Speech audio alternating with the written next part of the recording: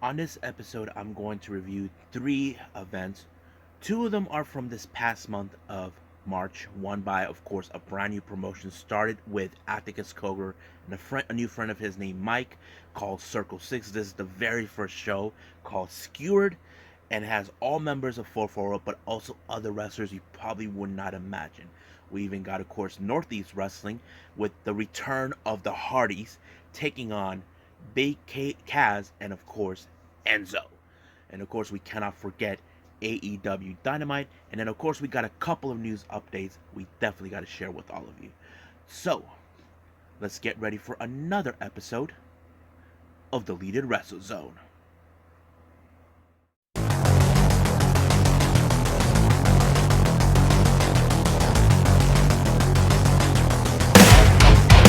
Are you ready? Get up, get up! Get up, get up! Get up, get up! Get up, get up! Get up, get up! Get up, get up!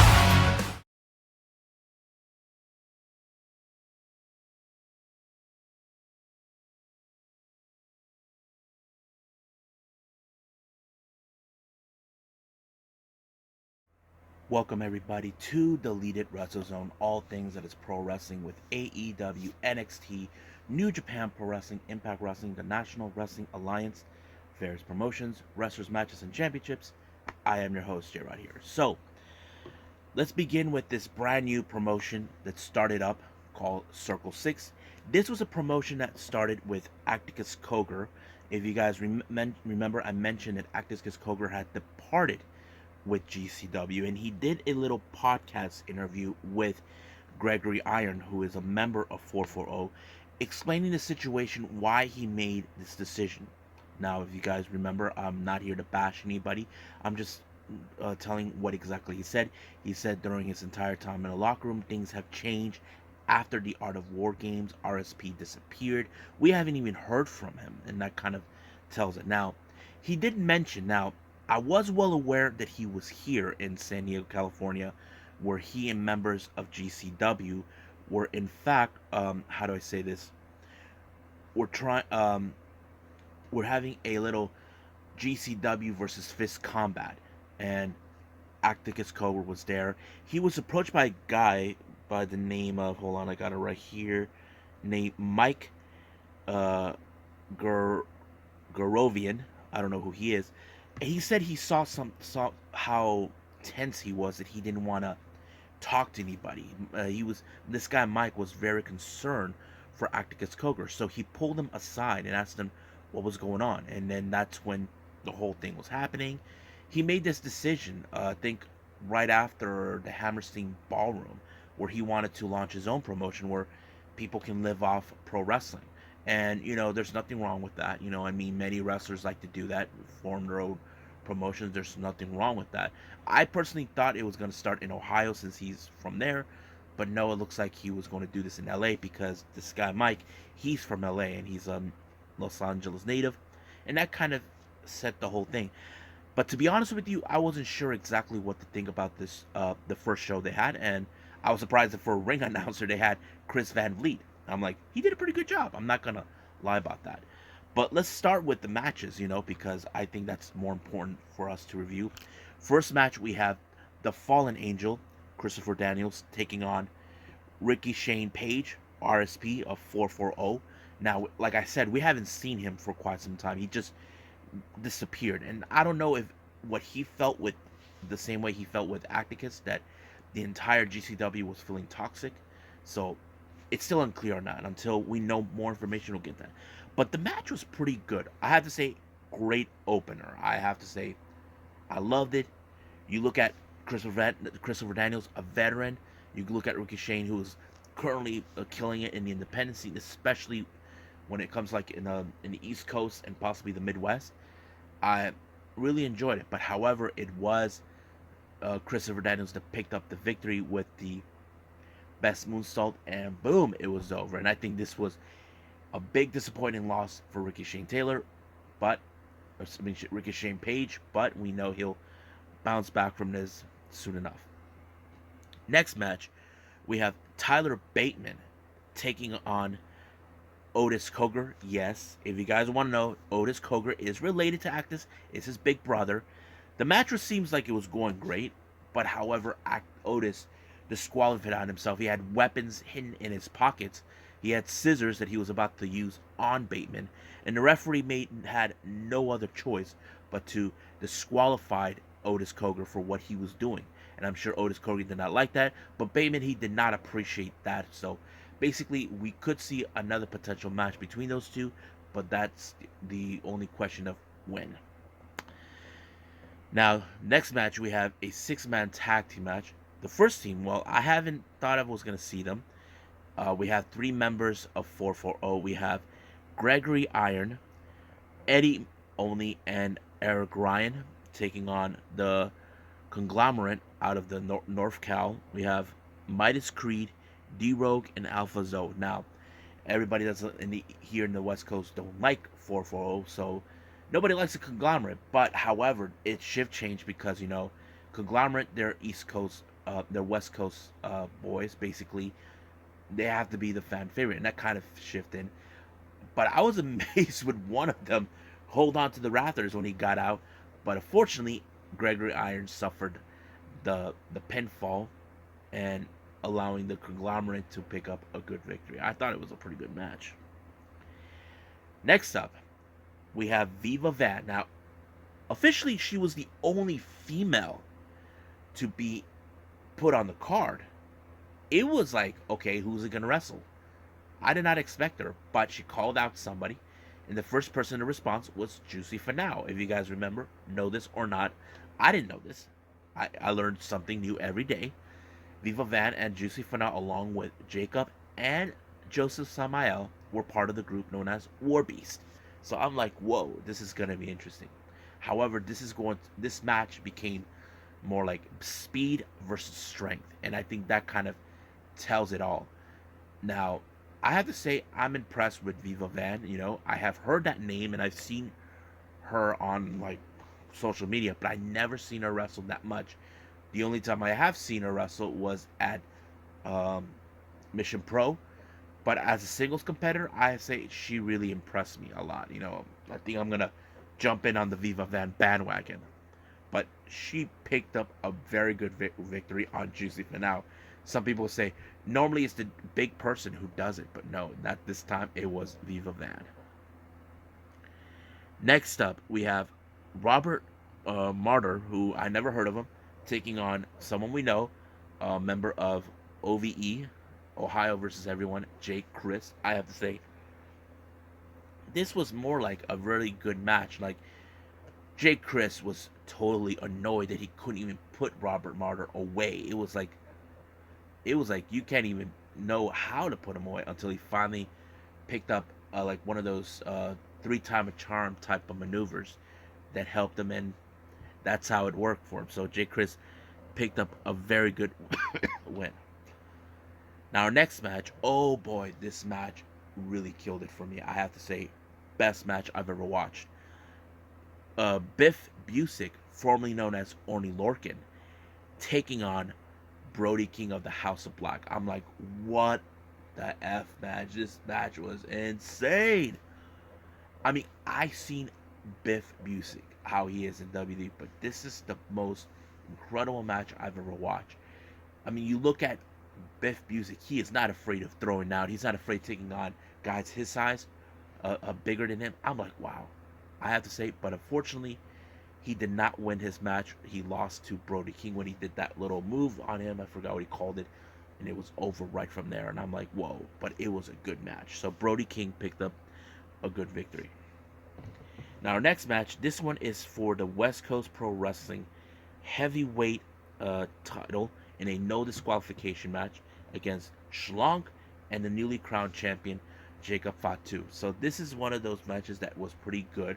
Now, Schlonk is, have you seen him? He's been with many of the deathmatch scenes with GCW, ICW No Holds Bars, many other places. You thought those tricks would work on him, but not this time. Jacob Fatu got away with it with the moonsault and allowing himself to retain the title.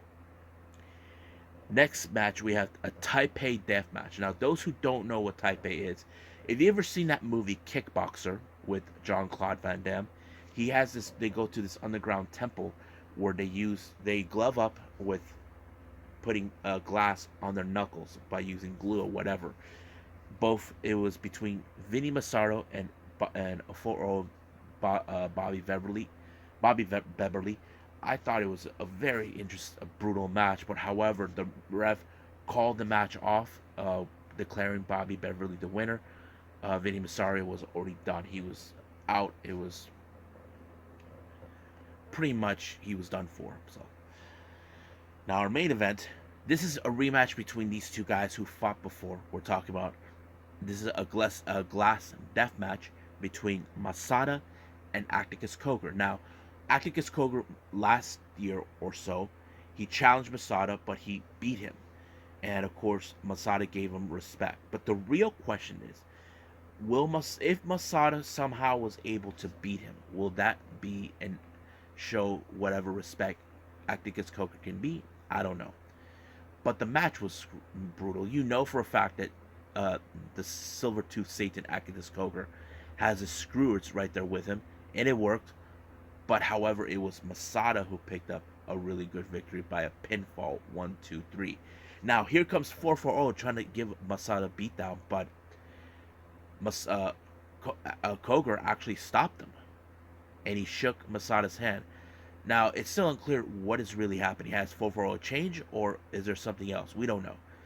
But let me give you my thoughts about this show. I have to say this promotion and the show was amazing. I have to say opening was great, ending was good. There were some good matches that I enjoyed a lot. You know, I'm definitely jumping in on the Circle Six bandwagon. I definitely am.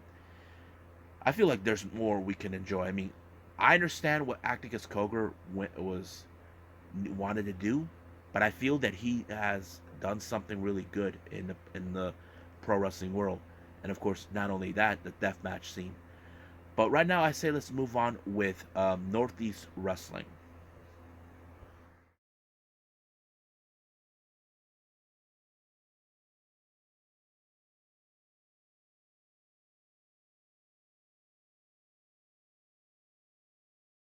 Alrighty then. So right now we're reviewing Northeast Wrestling with the return of the Hardys. This took place on the 27th of March. Now, if you guys never seen this promotion, this is one of the most popular promotions down on the East Coast. It's somewhere around Connecticut. Many wrestlers have gone there, especially the ones who've been with AEW. The Hardys actually were part of the main event. Now, if you remember the story, back when the Hardys returned in their little WrestleMania pop years ago, if you remember, there was supposed to be a three-way match, and a ladder match, and it ended up with the four-way. Now, Enzo and Big Cass were the only ones that were not satisfied with the fact that the Hardys showed up, so this is more like a little payback of those years ago. But right now, we'll get to that in a bit in the end of the segment. So let's move on with the start of the event. We had Victoria's BRG taking on the flamboyant Juice Robinson. Now, Victorious, he is not a big fan of Juice Robinson. He doesn't care about what he's done in the wrestling world, especially in New Japan. But he thought he was cocky enough or young enough to believe he can take on a guy like Juice Robinson. But unfortunately, it did not go exactly his way. It kind of ended up with him with the little that move that's kind of like this kill switch, but yeah, ended right there, and it was over with the 1-2-3. Now our next match, this is for the um, NEW Live Championship between Chris Battle along with his tag team partner Hunter Tarka to take on the champion Hale Collins. Now I don't know not much about these guys, but according to what I heard, Chris Battle is a tag team competitor. Now going for trying to go solo for a little bit, trying to see what's like to be as a singles competitor. But this match, however, ended back in Hale Collins to retain his title. But Hale tried to show respect to Chris Battle. I don't. Basically, he did show him just a little bit, but we know that one day he could go back for this title. Next up, we got Alex Price taking on Casey Navarro. Man, this was a really interesting match. These guys are like almost junior heavyweight competitors, but it was Casey who picked up a very good victory, giving him a much better edge. Next up, we got the Battle of the Brutes. We got the Dominican Destroyer Vargas taking on Wrecking Ball Lugursky. Now, before the bell even rung, Vargas attacked Wrecking Ball, thinking he could beat them out. Now, luckily, the commentators did say that they reinforced the ring. Apparently, it did fell into the favor of Wrecking Ball with the pinfall, allowing himself to pick up a very good win. Now, our next match is another championship match. This is for the NEW Tag Team titles between challengers Shannon Thomas and Mike Verna, along with Jared Berkeley, I don't know how to pronounce it right, taking on Waves and Curls, Jalen Braden, and Trevon Jordan. Now, according to what the commentators put out, Mike Verna was friends with Waves and Curls, but he turned his back on them by siding with Shannon Thomas.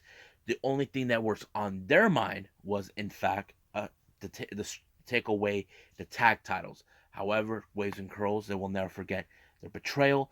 They weren't there to have a little fun. They're, from what the commentators said, they like to have fun, but no fun and games are actually happening. All they can think about is retribution for what Mike Verna did, and it worked. Basically, they got their payback against Mike Verna and Shannon Thomas to retain the titles. When I don't know which one of them of Waves and Curls picked up the victory, and it was over right there. Now, our next match, we got ladies action. We got Ashley the Blondes taking on Taya Valkyrie. You know, Taya Valkyrie is a veteran in the game. Everybody loves Taya. You know, it was great to see her. However, it was Taya who picked up a very good victory, and it was out of there when she picked 1, 2, 3. Now, before the next match, which was our next championship, we had a little surprise visit from a guy I never heard of named Brian Anthony and his manager Vito, calling their shots about the upcoming match, the NEW Heavyweight Championship, where Brian Anthony now calls his shots, saying whoever walks out as the champion, he'll be coming for them. Now, we step into the championship match, the NEW Heavyweight Championship in a water-bearing street fight. We have Ron Zombie taking on Dan Maff. This was a brutal match. They had to use everything, tables, ladders, and chairs. However, it was Dave Mastiff who put Ron Zombie away, pinned him 1, 2, 3. But as soon as it was over in the post-match, Vito shows up, getting into the face. But we should have known better that Brian Anthony shows up and attacked Dan Maff and try to soften him up until next month so he can get a shot of the NEW Heavyweight Championship. However, he did took the title with him, try to claim he is automatically the new champion once he pins him. But Dan Maff will get his revenge against him. There's no doubt about that. Now, our semifinal match, we have JT Dunn, who has had it up to his ears. He had it with hearing about John Morrison, or as we call him, Johnny Multiple. We know him from Johnny Nitro, Johnny Superstar, Johnny Mundo, however you want to call him. So he had it with him, so he put himself in the match. He pulled every trick in the book against John Morrison, but none of it worked. Apparently, John Morrison did a really amazing job by applying his finisher and killing it with the 1, 2, 3, and it was over. Now, our main event, we have Enzo and Big Cass XL taking on the Hardys, which is a little bit of payback from the years in the making. As you know, Enzo talks too much, but in this particular match, Enzo ended in the wrong head of the Swanton Bomb, which was a pretty good finisher, allowing for Jeff Hardy to pick up the victory. But in the post-match promo, apparently this will be the final run for the Hardys together as a tag team. I know some of you fans probably feel bad that probably say this should not retire. I mean, look, we cannot do something they don't want, but it depends on them how they feel. Basically, we know they've been involved in extreme matches. That's something that, puts us in those conditions of our bodies, how we live through. I mean, look what's going on with Nick Gage. He's going to be doing minimum matches for now on. So I hate to see that with the Hardys, but it most likely could happen that way. But it was great to see them. This show was pretty good. I enjoyed it. And if you ask me how to watch this, go to watchprowrestling.live and it's right there.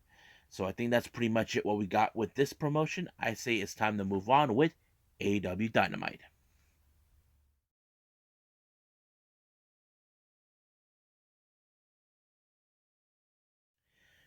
Okay, last thing I'm going to review for all of you, it's AEW Dynamite.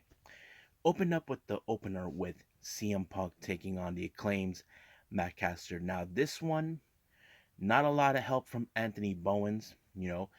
Recently information surfaced Anthony Bowens is injured, but no specifics of what. But they decided to keep him around to be more of the support system for Max Caster. But I think he did pretty good.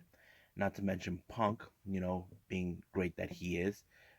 He pulled off a really good victory when he pulled a submission move. I think the Cobra Clutch, or I think that's what it was, and forced Max Caster to tap out. Now Tony Schiavone made his way to the ring to make some post-match comments, get some comments over what happened last week. As you know, when he did this on his waist, that means he has his eyes set on the AEW title. Now that is a title that he's definitely wants to do before he is no longer around as a wrestler, but he wants to do this. But he did state that he will be either facing Adam Cole or Hangman Page, but he will stay close to this process as soon as possible.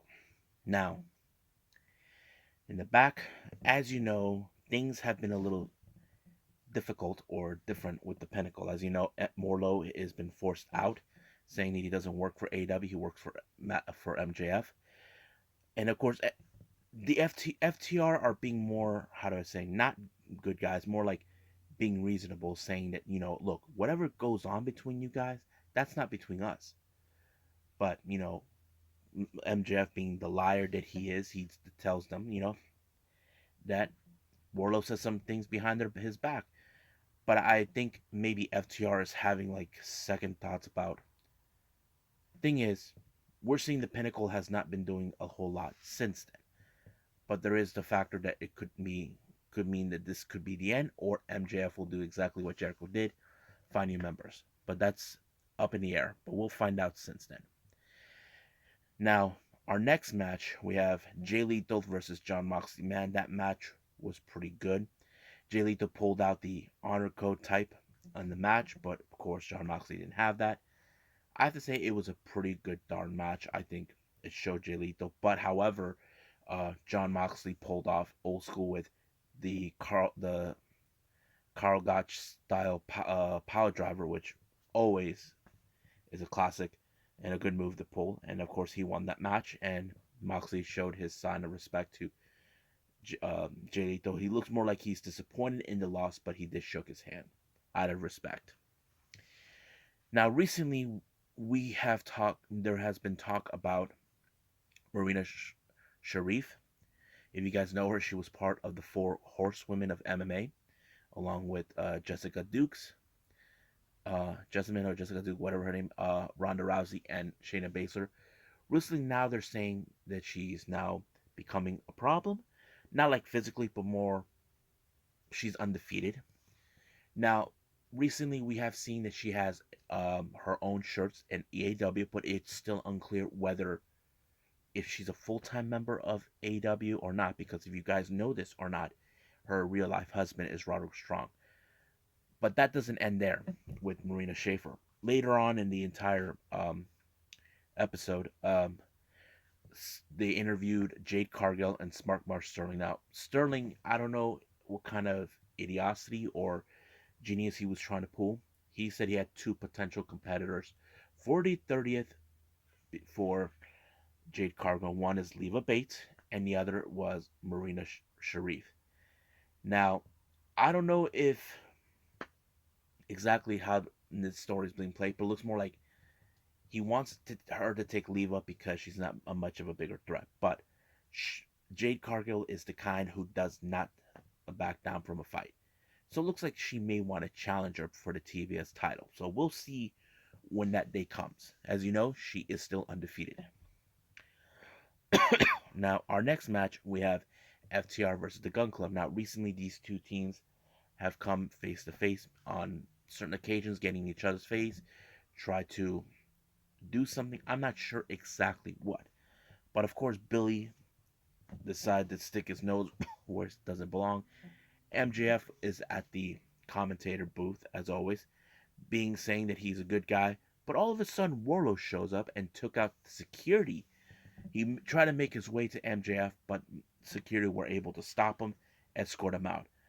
But but as soon as the match was over, when FTR pulled off an amazing victory against uh, Gun Club, here comes MJF to congratulate them. But FTR are like, they're kind of like disintegrating. They're not sure what to make, what's going on. They're trying to say this fight between you and Warlow is between the two of you. It has nothing to do with us.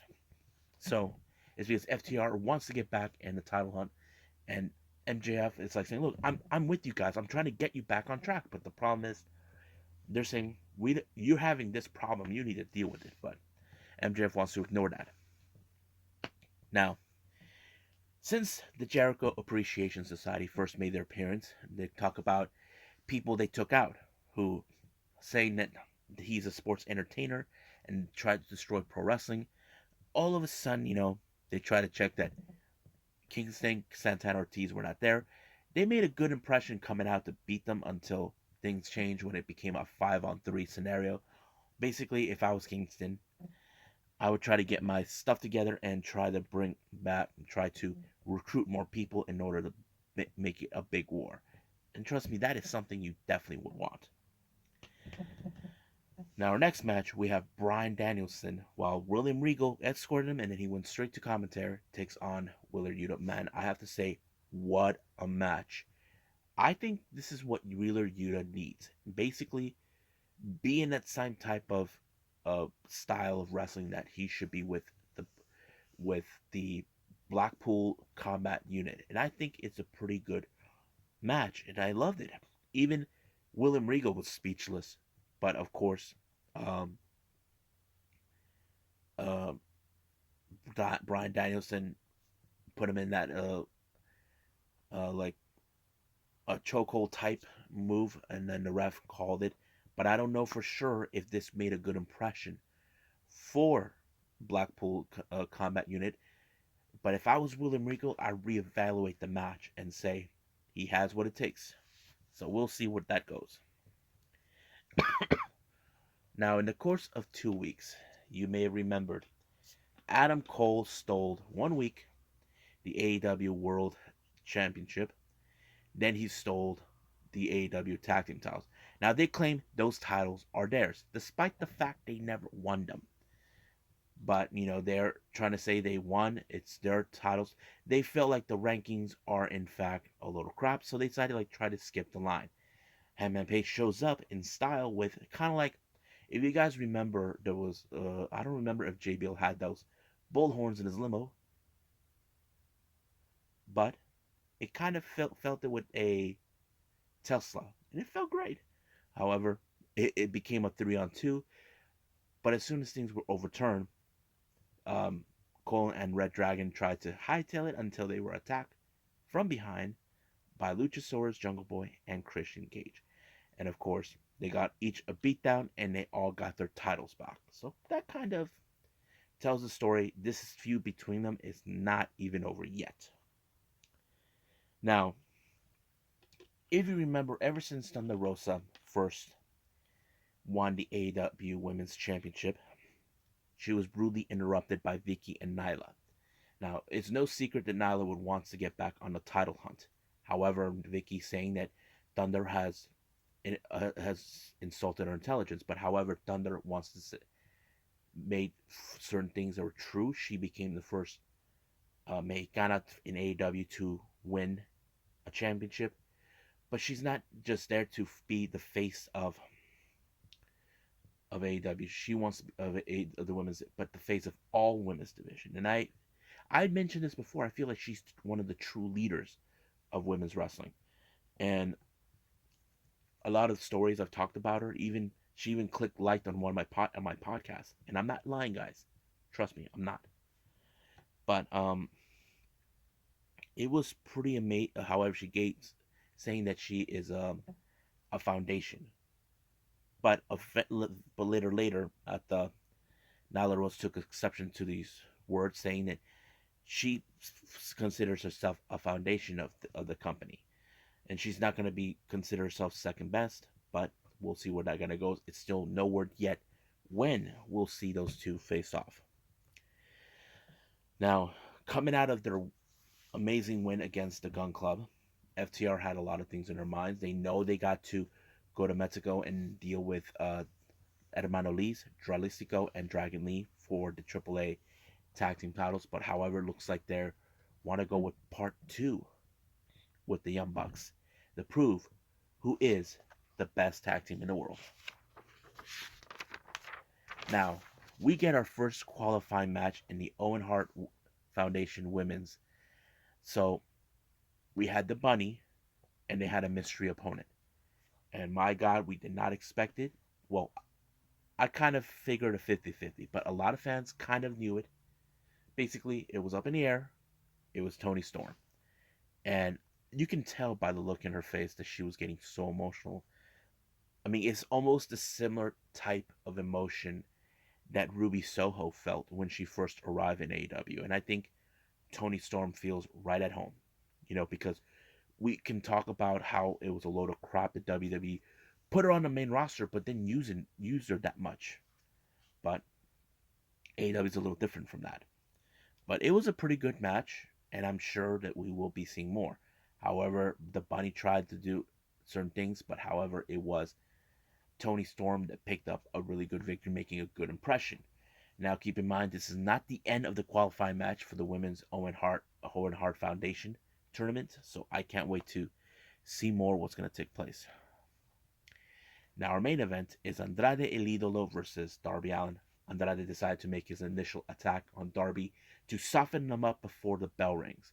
But Darby Allin, as you know, he's resilient. He will not quit no matter what. It worked many on every offense and defense he can put to try to come up with a win against Andrade. However, Jose shows up. He got his ass whooped by Sting, and then here comes the Butcher and the Blade. Darby Allin took them out, but however, it was Andrade who picked up the victory by winning the match. While Sting comes out to give him a helping hand, the Butcher and the Blade, along with Jose, decided to attack Sting.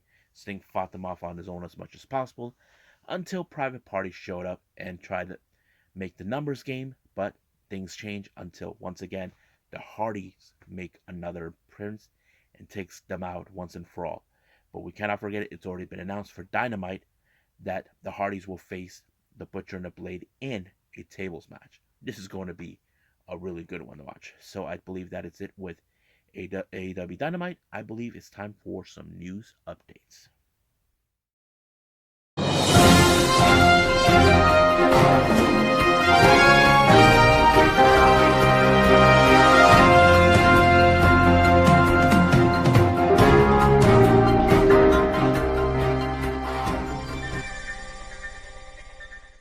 Okay, so here are the news updates.